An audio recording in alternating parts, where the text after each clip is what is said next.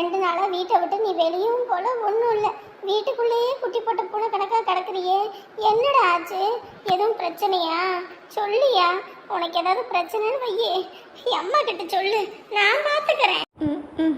என் பிரச்சனை என்னன்னு சொன்னேன். எங்கள் அம்மா விளக்கு மொத்த எடுத்து இப்பயே என்னை இருக்குன்னு இறுக்கி கட்டிடும். டே வாசு, இங்கே பாரு. ஐயோ அம்மா, நானே ஒரு மாதிரி இருக்கேன், நீ வேறம்மா. அநேகமா இந்த ஊர்க்காரிங்க கண்ணுக்கு இது உன் மேலே அதிகமாக பட்டிருக்கும் போலடா. இந்த ஊர்க்காரிய வீட்டில் எவ வீட்லையாவது இந்த மாதிரி அழகான பையன் இருக்கானா? யார் வீட்லையும் இல்லை. அதான் அவளுக்கு கண்ணே இப்படித்தான், கொல்லி கண்ணுக்காரிங்க. ரோட்டில் போகிறவளுக காலடி மண்ணை எடுத்து ராத்திரி சுற்றி போடுறேன். எந்த காட்டு கருப்பு எந்த கெட்ட இதாக இருந்தாலும் அப்படியே அடிச்சுக்கிட்டு போயிடும். நீ வேறம்மா, கம்முன்னு போம்மா. என்னடா ஆச்சு? ஏன்டா அப்படி பித்து பிடிச்ச மாதிரி இருக்க? என்னன்னு கேட்டாலும் சொல்ல மாட்டேங்கிற. அம்மா கிட்ட சொல்லு, நான் பார்த்துக்கிறேன். யாரும் உன்னை மிரட்டினாங்களா? சொல்லுடா, சொல்லு. மிரட்டினாங்களா? சொல்லு. அப்படி எதுவும் இருந்துச்சுன்னு வையே, யார் எவருன்னு கூட பார்க்க மாட்டேன், அம்புட்டு தான் ஆக்கி விடுவேன்.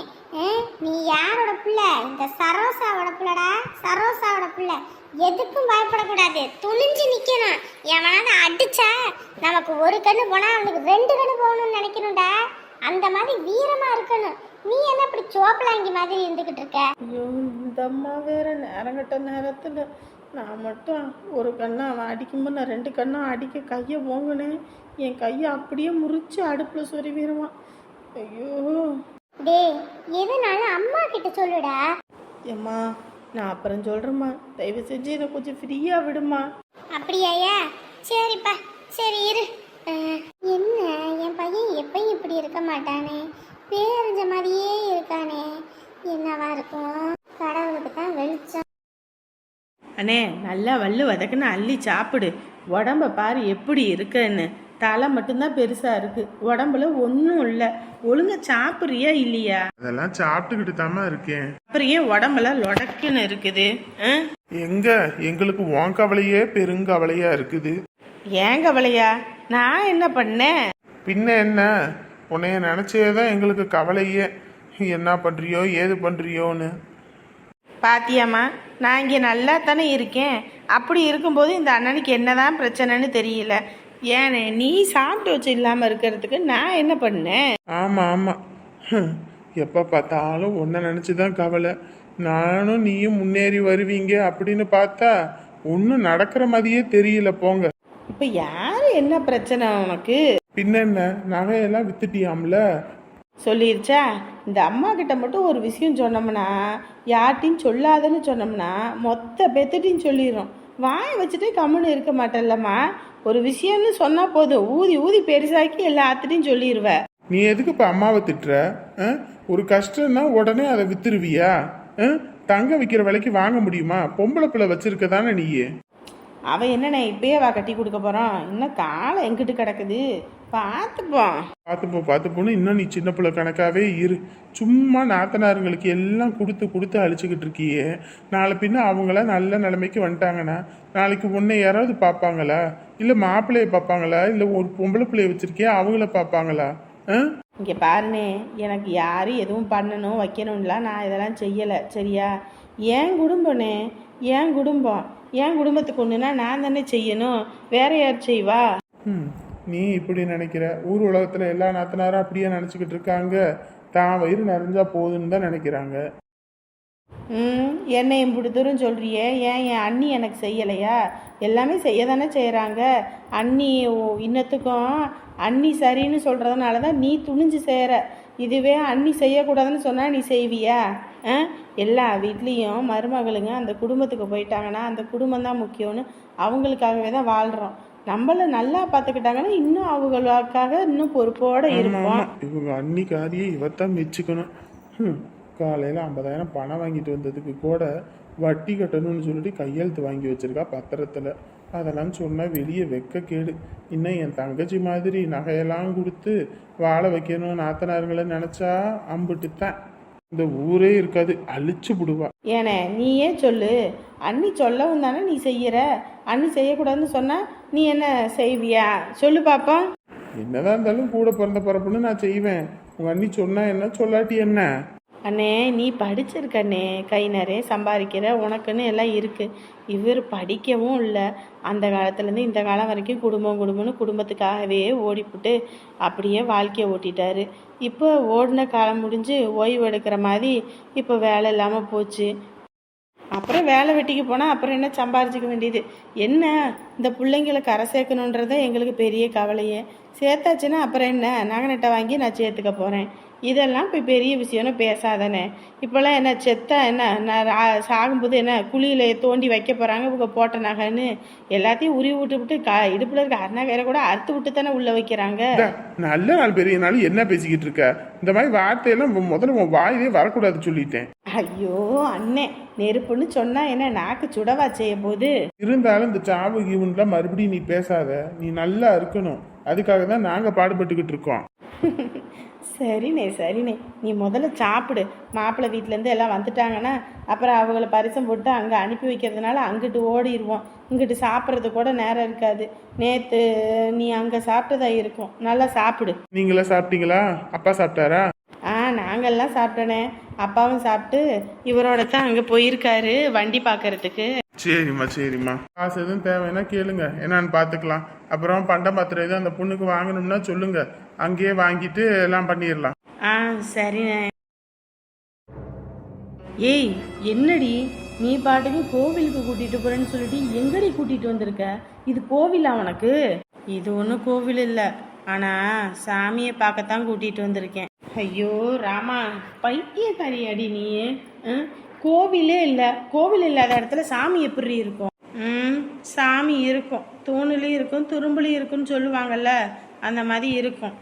ஏடி அங்கே மாப்பிள்ளை வீட்டிலேருந்து வேற வந்துடுவாங்கடி பரிசம் போட்டு கூட்டிகிட்டு போகிறதுக்கு. இந்த நேரத்தில் இங்கே கூட்டிகிட்டு வந்து வச்சுக்கிட்டு அண்ணி வேற 10 நிமிஷத்தில் வரணும்னு சொல்லிட்டு இருந்தாங்க. அம்மா கிட்ட வேற சொல்லாமல் வந்துட்டேன், அதுக்கு வேற வாழ்னு கத்துவாங்க. ஐய ரொம்ப தான் ஓவரா பிகு பண்ணிட்டு இருக்க. நானும் தாண்டி கல்யாணம் பண்ணேன், இந்த அளவுக்கெல்லாம் இல்லை. ஏய் சாமி வா. சாமி வா வா. எந்த சாமி அது? ஏய் என்னடி நடக்குதுங்க? என்னடி பண்ணிட்டு இருக்க? இந்தா நாங்கள் ஒன்றும் பண்ணலை. நீ உன் மனசில் என்ன இருக்கோ அதை சாமிக்கிட்ட சொன்னேன். அதான் சாமி உன்னை பார்க்கணுன்னு சொன்னானு தான் உன்னை கூட்டிகிட்டு வந்தேன். சாமியை தான் பார்க்க வரணும்னு சொல்லி கூப்பிட்டோன்னா நீ வரமாட்ட, அதான் கோயிலுக்கு போகிறோன்னு சொல்லிட்டு போய் சொல்லி கூட்டிகிட்டு வந்தேன். கோகிலா, தேவையில்லாத வேலை எதுக்கடி நீ பார்த்துட்டு இருக்க? எதுக்கடி பார்க்குறேன்னா நீ தானே சொன்ன எனக்கும் சாமியை பிடிச்சிருக்குன்னு. ஐயோ பைத்தியக்காரி, என்ன வேலை பார்த்துட்டு இருக்க? பிடிச்சிருக்குன்னு சொன்னேன் தான், அதெல்லாம் முடிஞ்சிருச்சு. இப்போ எனக்கு ஒருத்தர் கையால் நிச்சயதார்த்தமே முடிஞ்சிருச்சு, மோதிரம் மாற்றிட்டோம். இப்போ போய் இதெல்லாம் பேசிகிட்டு இருக்க? ஏய் சாமி உன் மேலே உயிரே வச்சிட்டு இருக்காண்டி. அவங்கிட்ட உன்னை பிடிச்சிருக்குன்னு சொன்னது தான். அவன் உன்னை பார்க்கணும்னு எவ்வளோ துடிச்சான் தெரியுமா? அதுக்குன்னு இப்போ என்ன பண்ண சொல்ற? என்னைய என்ன பண்ணுறதுன்னா 2 பேரும் கல்யாணம் பண்ணிக்கோங்க அரஞ்சேன்னு வையே, அம்பிட்டு தான் சொல்லிட்டேன். என்ன பேசிகிட்டு இருக்க நீ? வீட்டில் உள்ளவங்களுக்கு தெரிஞ்சது உன்னை தொலைச்சு கட்டிடுவாங்க. ஆமாண்டி ஆமாம், ஒருத்தனை மனசில் நினச்சிட்டு இன்னொருத்தனை கல்யாணம் பண்ணிக்குவேன். எப்படி உன்னாலெல்லாம் முடியுது? பாரு, நான் யார் மனசில் எந்த ஆசை வார்த்தையும் காட்டலை. இவங்க எனக்கு என் மனசில் இருக்காங்கன்னு நான் வெளியே வந்து தண்டோரா போடலை. என் மனசில் ஒரு ஃபீலிங் இருந்துச்சுன்னு சொன்னேன், அவ்வளோதான். மற்றபடி வேற எந்த இதுவும் இல்லை. சத்தியமா என் மேல உனக்கு எந்த ஃபீலிங் இல்லைல்ல? ஆமா, இல்லை இல்லை இல்லை. நிஜமா இல்லைல்ல? இல்லைன்னு சொல்லிட்டேல, மறுபடியும் எதுக்கு கேட்டுட்டு இருக்க?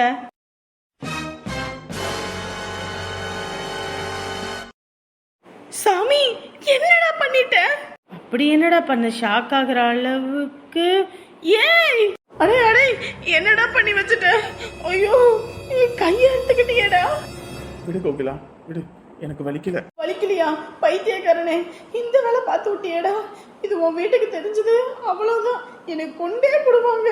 என்ன வேலைடா பார்த்துட்ட? இப்ப சொல்லுவோமா, என்ன உனக்கு பிடிக்கலையா? இல்ல என் அன்புலதான் உனக்கு நம்பிக்கையே இல்லையா? ஏய் ஐயோ, நீ பண்றதெல்லாம் பார்த்து எனக்கு பயமா இருக்கு. பாடா ஹாஸ்பிட்டல் போனோம், ஏதோ அவளை பார்க்கணும் பேசணும்னு சொன்னு கூட்டிட்டு வந்தா நீ உயிரோடய விளையாடுறியடா. ஐயோ சாமி, எதுக்கு சாமி இந்த வேலை? கையை எடுத்துட்டு ரத்தம் வருது, முதல்ல ஹாஸ்பிட்டல் போ. நீ சொல்லு, என் மேல உனக்கு விருப்பம் இல்லையா?